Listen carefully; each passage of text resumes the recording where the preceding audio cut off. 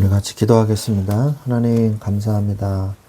오늘 주께서 우리에게 말씀을 주시고 우리를 인도하시는 주님을 찬양합니다.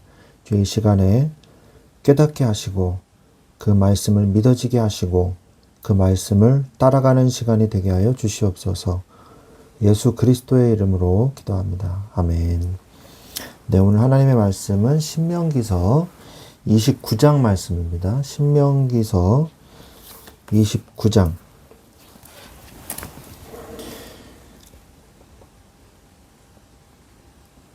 네, 신명기서 29장 29절 말씀. 신명기서 29장 29절 말씀 한 절을 같이 읽겠습니다. 감추어진 일은 우리 하나님 여호와께 속하였거니와 나타난 일은 영원히 우리와 우리 자손에게 속하였나니 이는 우리에게 이 율법의 모든 말씀을 행하게 하심이니라. 아멘.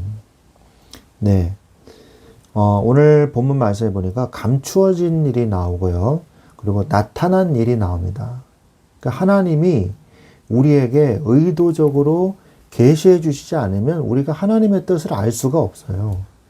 그래서 하나님은 우리에게 계시를 주셨는데 그 계시 중에서 가장 대표적인 게 뭐예요?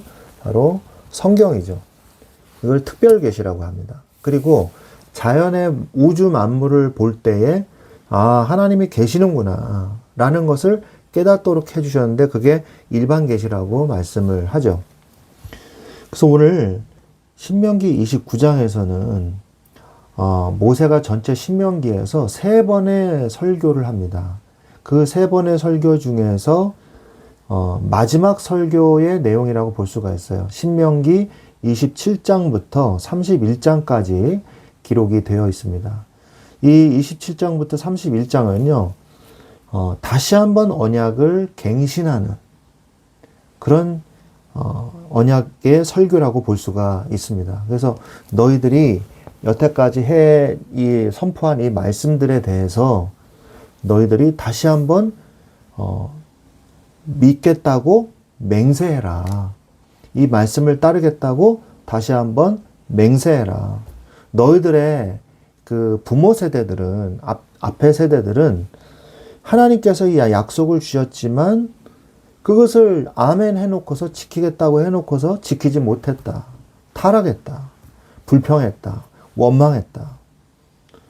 그래서 너희들이 그 부모와 같은 믿음을 가지지 말고 너희들은 이 하나님의 언약의 말씀, 율법을 다시 한번 지키겠다고 맹세해라 라고 말씀하시는 내용입니다.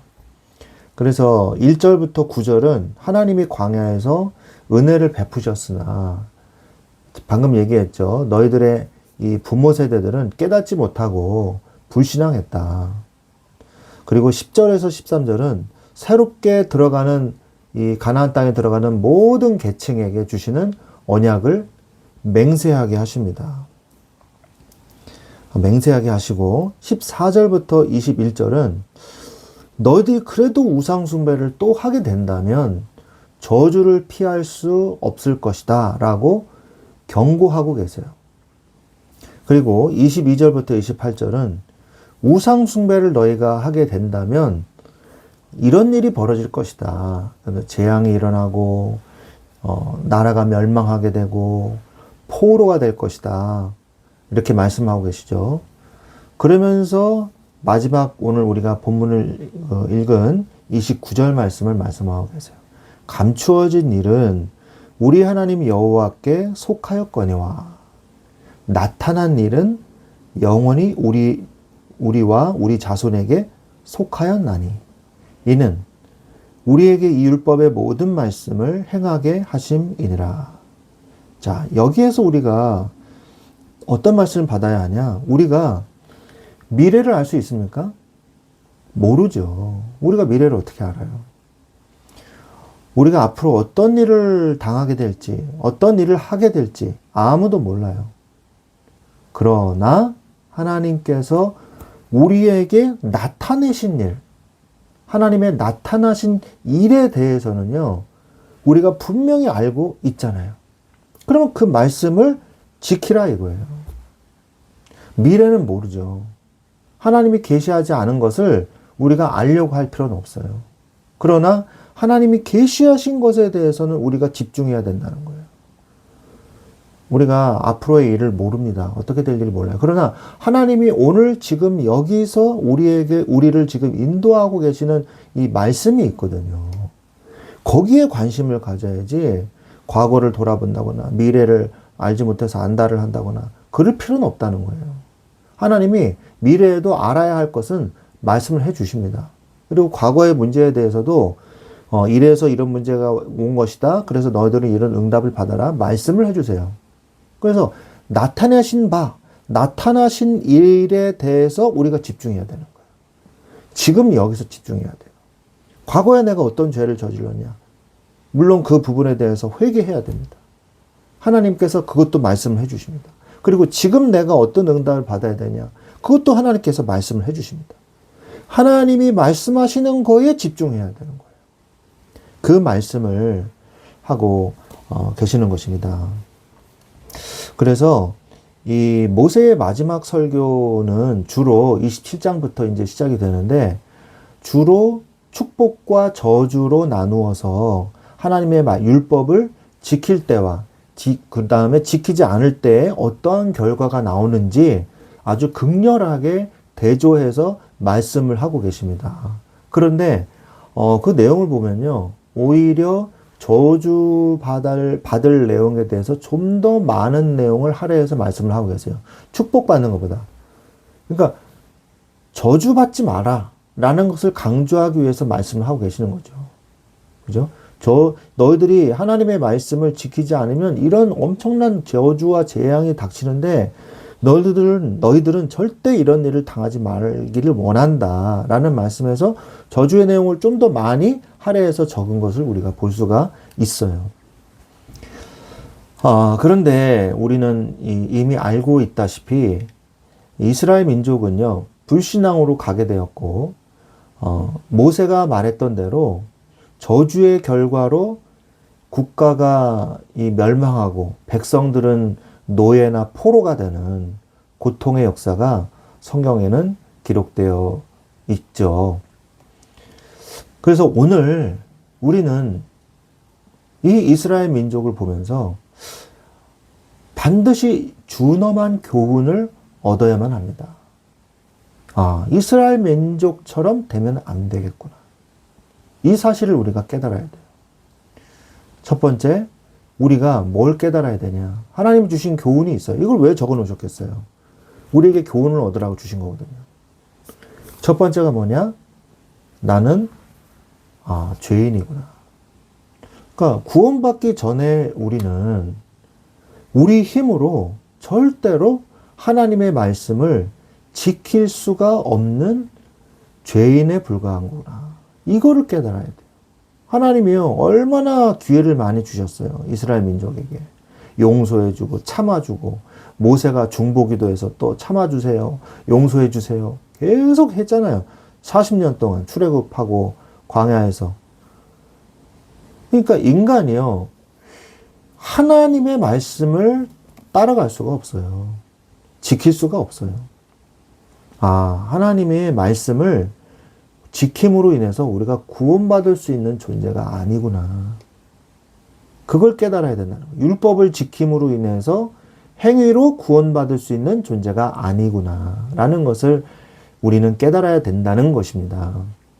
하나님은 아브라함을 부르셔서 자기 백성으로 삼으시고 또 구별하시고 자기 백성이 하나님의 백성으로서 살 수 있도록 율법도 주셨죠. 그리고 여러 가지 이 규례와 또 절기와 제사와 성막과 여러 가지 주셨어요. 그리고 또 지도자를 세워서 끊임없이 인도하셨어요.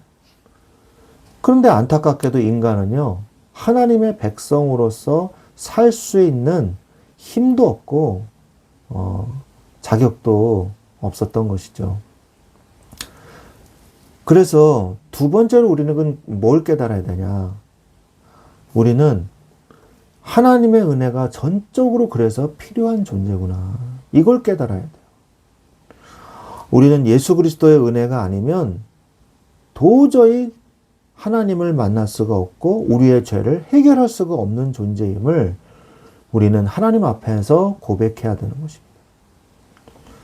우리는 예수 그리스도의 은혜가 전적으로 필요합니다. 하나님은 구약시대 전에 그리고 창세 전부터 우리를 구원하시기 위한 계획을 가지고 계셨고 창세기에서부터 창세기 3장에서 인간이 타락했잖아요. 창세기 3장에서 인간이 타락하자마자 하나님은 바로 어떤 언약을 주셨어요? 여자의 후손 창세기 3장 15절을 주셨단 말이에요. 여자의 후손의 뱀의 후손의 머리를 밟을 것이니라. 크러쉬할 것이니라. 밟아서 으깨버린다는 거거든요.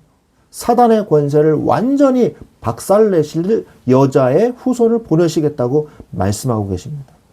그리고 뿐입니까? 성막을 주시고요. 그리고 5대 제사와 또 3대 절기, 7대 절기를 규례를 만들어서 주시고요. 그리고 하나님이 함께 하셔야지 너희들이 살 수 있다. 구름기둥, 불기둥으로 성막으로 계속해서 말씀하고 계시죠. 그리고 열왕기상하, 역대상하에서도 하나님의 성전을 통해서 또 말씀하고 계시고요.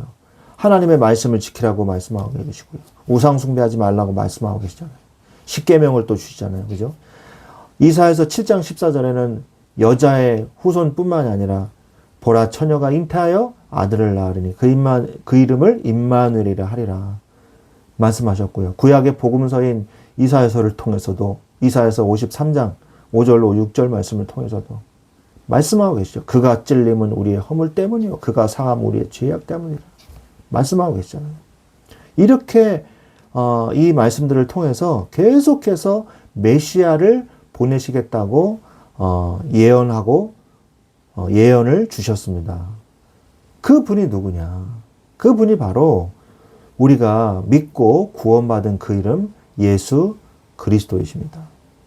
예수님은 신약시대에 예수님은 드디어 성육신하셔서 이 땅에 성육신하셔서 회개하는 자마다 그리고 그 이름을 믿는 자마다 왕, 제사장, 선지자 되시는 이 그리스도의 직분을 완성하심으로 십자가에서 죽으시고 3일 만에 이 부활하사 천국 복음을 40일 동안 선포하시고 제자들이 부른 앞에서 승천하심으로 구원의 길을 완전히 영원히 열어주시고 완성하셨죠.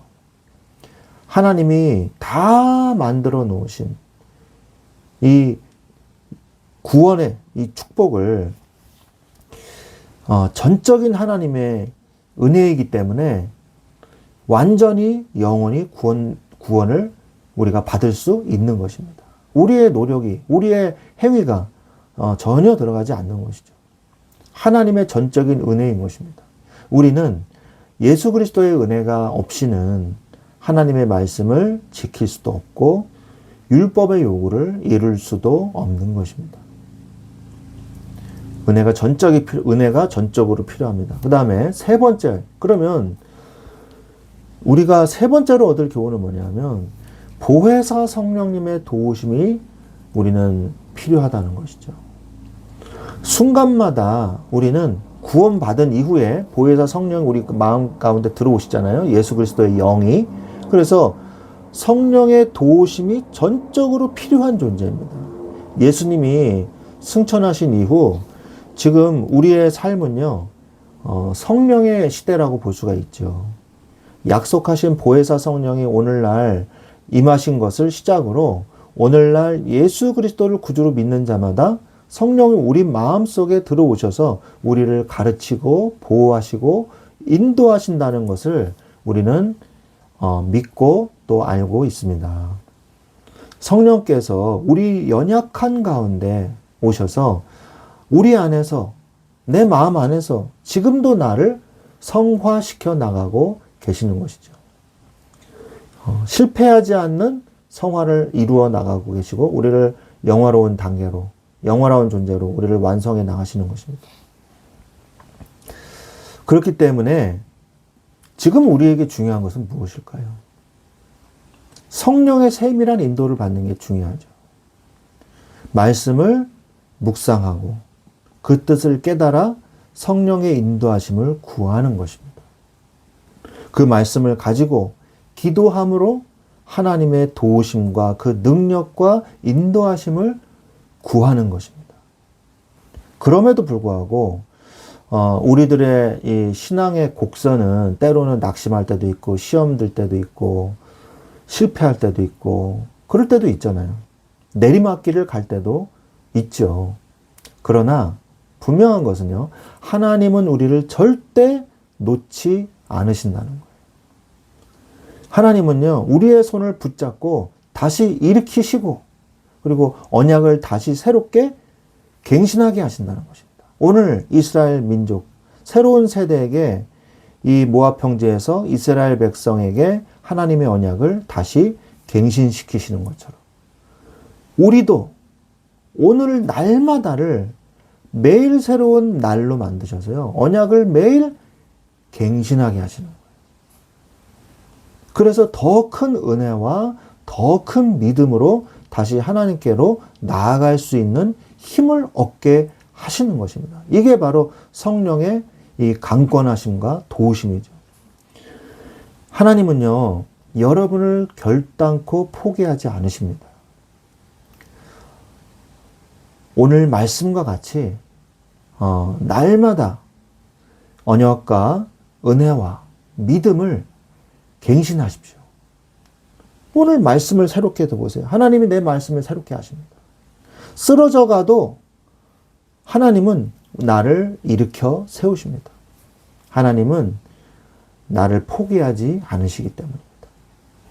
하나님의 은혜를 오늘도 누리심으로 날마다 새롭게 언약을 갱신해 가시는 여러분들이 되시기를 주 예수 그리스도의 이름으로 축원드립니다. 아멘.